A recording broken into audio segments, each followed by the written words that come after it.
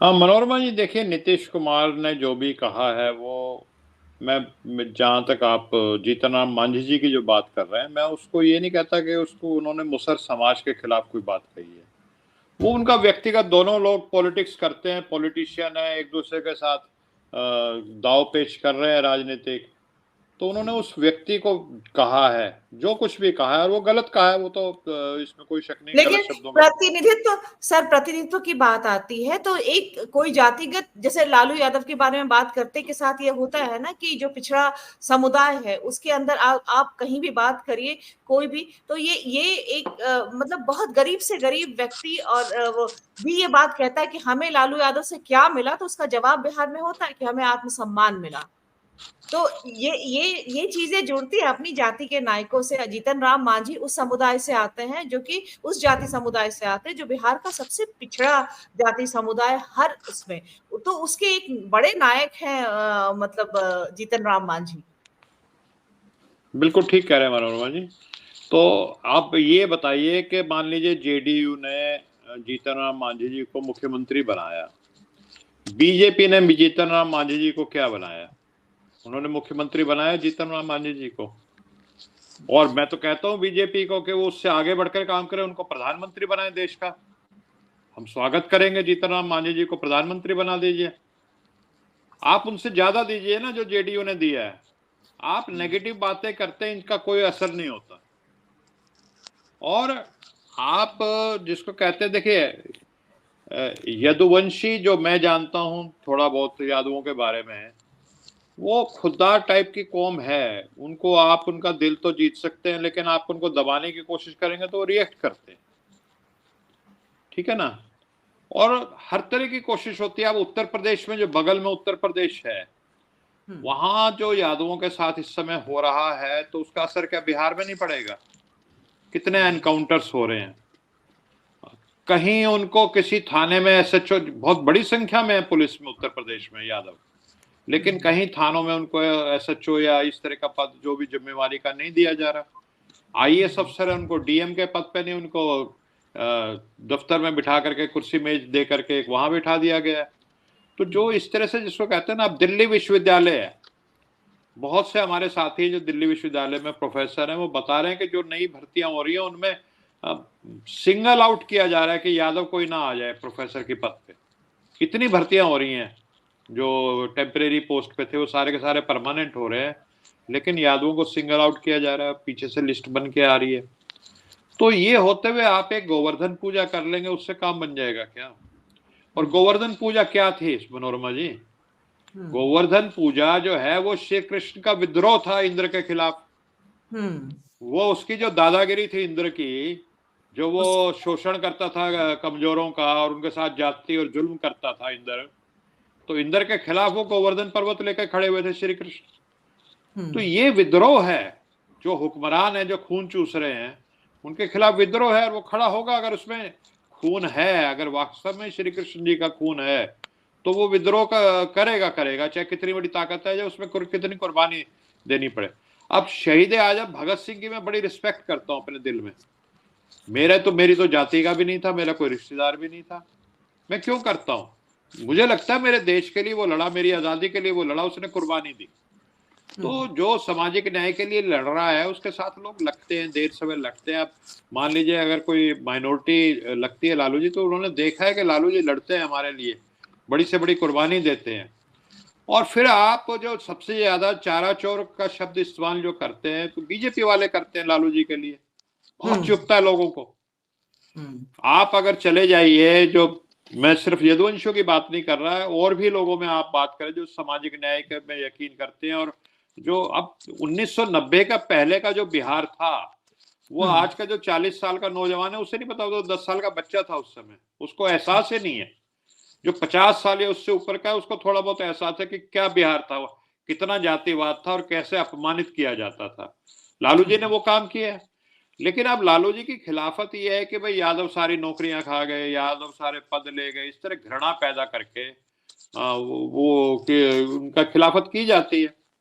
लेकिन लड़ाई तो उन्होंने लड़ी है, इसमें कोई शक नहीं, और लोग मानते हैं। और बहुत सारे ऐसे लोग हैं जो ये जो चारा चोर का बात करते हैं, तो कहते हैं भाई ये जो चारा का मामला था ये तो जगन्नाथ मिश्रा जी के समय में शुरू हो गया था। उन्होंने तो बल्कि FIR दर्ज कराई लालू जी ने, और उनको वो, कोई कहता है ये नेल्सन मंडेला है आधुनिक भारत के, कोई कहता है राजबंदी थे ये, वो जो भी कोर्ट का डिसीजन है उसका हम सम्मान करते हैं, लेकिन लोगों में जो परसेप्शन है वो ये नहीं है। तो कहने का तात्पर्य ये कि आप कुछ कीजिए। आप यादवों को बैंकों से कितना लोन दे रहे हैं मेरे को ये बता दीजिए। 14% आबादी है, आप देश के बैंकों से जो लोन बंटता है उसमें अंबानी अदानी को कितना % देते हैं इन लोगों को, और यादवों को और OBC को और SC ST को कितना लोन दे रहे हैं? अरे व्यापार में आएगा कैसे OBC का आदमी, SC का आदमी, ST आदमी, जब बड़े बड़े अदानी और अंबानी को लाखों करोड़ रुपए का लोन चाहिए व्यापार में बने रहने के लिए, तो एक गरीब आदमी उसे 5-10 करोड़ का लोन तो दीजिए कम से कम, ताकि वो भी व्यापार में आ सके। आप लोन दीजिए बैंकों से कम ब्याज पे, जैसे अबानी। अब GTV का जो मालिक है वो 8,400 करोड़ की देनदारी उसकी होती है, आप उसका 6,900 करोड़ रुपए माफ कर देते हैं, चलिए आप 1,500 करोड़ दे दीजिए। आप बताइए कितने यादवों के साथ ऐसा हुआ कि उनका 7,000 करोड़ रुपए माफ कर दिया गया लोन? तो बेवकूफ है लोग, यादव या OBC के लोग, वो मूर्ख है, इन बातों को नहीं समझ रहे। तो ये जितने भी पालतू किस्म के आदमी हैं जिनको थोड़ा बहुत पद मिल गया है, इनकी कोई वैल्यू नहीं होती। आज देश में महाराणा प्रताप जो बाबर के खिलाफ या अकबर के खिलाफ जो लड़ रहा था उसकी पूछते हैं ना, जो जय सिंह और वो सब जो सरेंडर किए हुए थे उनको कोई नहीं पूछता। तो हमेशा जो बागी होता है, जो जुल्म और अत्याचार के खिलाफ, अन्याय के खिलाफ लड़ता है, उसी को साथ, उसी का नाम रहता है इतिहास में, और वो होगा, और वो जो लड़ेगा। अब हुक्मदेव नारायण यादव जी जो थे वो लालू जी से बहुत बड़े नेता थे, लेकिन वो किस तरफ चले गए? या महाभारत में मान लीजिए भीष्म पितामह और XYZ जो थे, उनको कौन रिस्पेक्ट से करता है, कौन सम्मान देता है? तो जो सच के साथ खड़ा होता है, जो अन्याय और जुल्म के खिलाफ लड़ता है, पूजा हमेशा, और उसको उसी को पूजा जाता है और उसी की कही जाती है। अभी इतने सारे वो हैं जी, एक वो मथुरा का करवा दीजिए, हम भी समर्थन करते हैं जन्मभूमि का, लेकिन आप ये बताइए 3 लाख जो श्री कृष्ण के मंदिर हैं, उनके जो गोलक क्या होता है, गुल्लक होते क्या होता है जिसमें पैसे डालते हैं, गुल्लक, वो उसका हाँ गुल्लक, कितने यादवों को मिलता है आपको बताइए? नहीं, वो दान पेटी जो है, वो दान पेटी किसको मिलता है उसका? भाई अगर कृष्ण जी का मंदिर है तो मान लीजिए मेरे दादा का अगर घर है तो उस पर मेरा अधिकार है ना जी, या किसी और का है, उस पर आप बोलते नहीं बिल्कुल भी। तो ये जो सारा का सारा सिस्टम है नकली, और वो नकली चीज जो है वो ज्यादा समय तक चलती नहीं।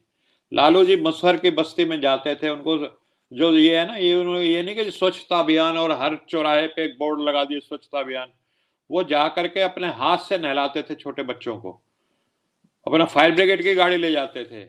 एक वहां पे पता नहीं पटना में DM लेडी थी उस समय, कौन थी, उनको साथ ले जाते हैं कि देखो आप भी अपने बेटा बेटी को पढ़ाओ, ऐसे DM बनेगी, कलेक्टर बनेगा आपका बच्चा भी। चरवाहा स्कूल है, राजबाला वर्मा नट समुदाय से। हाँ, तो वो उन्होंने एक, लालू जी ने अपना काम कर रखा है, अपने स्टाइल में काम कर रखा है, ठीक है। तो वो उस वजह से, और लोग जो उनको समझते हैं, आप कितना ही कुप्रचार कर लीजिए, 970 चैनल हैं इस समय जो मोदी जी का प्रचार करते हैं और इस सब के खिलाफ बोलते रहते हैं, लेकिन सच्चाई तो सच्चाई है और सच्चाई रहेगी। तो ये सब जो चलने वाली चीज है ये तो ड्रामेबाजी है, लोग इतने मूर्ख नहीं है, सब समझ रहे हैं ड्रामेबाजी को, कोई नहीं पूछता। जब आप अधिकार देने की बात आती है ना, भागीदारी आप नहीं दे रहे, मैं कहता हूँ 1-1 करोड़ रुपए का लोन देना शुरू कर दीजिए तमाम OBC के जो 18-21 साल का नौजवान होता है। आप मत दीजिए 10 लाख करोड़ का लोन, आपने अदानी को दे रखा है, अंबानी को दे रखा है, अरे इनको दीजिए ना, छोटे छोटे उद्योग खोलेंगे, एम्प्लॉयमेंट भी जनरेट होगी देश में, आप नहीं दे रहे इनको। तो ये नकली जो है ढकोसले और पाखंड, और इनको कौन पूछ रहा है, सब समझ रहे हैं धीरे धीरे। नीतीश कुमार जी जो है अपने सिद्धांतों पे टिके रहे, और जैसे कहते हैं ना काजल की कोठरी में जाकर के भी बेदाग निकल आना, तो ये तो कोई नीतीश कुमार जी से सीखे, वो उन्होंने करके दिखाया है। फिरका परस्ती को बिल्कुल भी पांव पसारने नहीं दिया बिहार में, बहुत बड़ी बात है आज के माहौल में, जो पिछले 10 साल का जिस तरह कराया। राइट। दूसरी जो हम बात कर रहे थे, बीजेपी का जो अटेम्प्ट यादवों को अपने साथ जोड़ने का, वो बहुत पुराना है। मेरे पास एक मैंने अभी यूट्यूब पे क्लिपिंग मेरे सामने आ गई, ये 2013 की है। 27 अक्टूबर 2013 को मोदी जी, जो उस समय कैंपेन कमेटी जो बीजेपी की थी उसके चेयरमैन थे, पटना के गांधी मैदान में वो एक भाषण करने आए थे, शायद हुंकार रैली या कुछ इस तरह से नाम था उसका। ये मैं आपको 1 मिनट का वो सुनाता हूँ कि मोदी जी क्या कह रहे हैं यदुवंशियों को लेकर के। ये बिल्कुल। राजा श्री कृष्ण भगवान हमारी गुजरात की द्वारिका नागरे में आकर के बसे थे। अरे यदुवंश के साथ तो हमारा रिश्ता है, हमारा नाता है। अगर आपको कुछ हो जाए तो गुजरात द्वारिका की धरती है, हमें आपके प्रति प्रेम जगना बहुत स्वाभाविक है। भाइयों बहनों, और मैं यदुवंश से जुड़े हुए सभी भाइयों बहनों को कहना चाहता हूं, चाहे उत्तर प्रदेश हो, बिहार हो, ये श्री कृष्ण भगवान के वंशजों को कहना चाहता हूं, मैं गुजरात में द्वारिका नगरी से आशीर्वाद लेकर के आया हूं। आपकी चिंता करने का जिम्मा मैं लेता हूं। श्री कृष्ण भगवान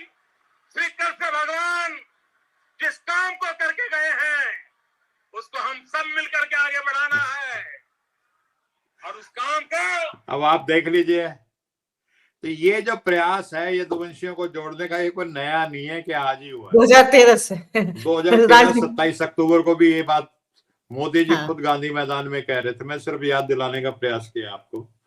हाँ। तो ये इनका चलता रहता है, लेकिन ये चलता रहता है, ये चलता है। दूसरी तरफ जिस तरह से कुप्रचार होता है, जैसे मैंने कहा ना, ये चुपने वाली बातें नहीं होती हैं कि लेकिन वो सर एक चीज तो है कि वो संभावनाओं की बात थी, अब आंकड़े के साथ जो है पूरी स्थितियां साफ है एकदम।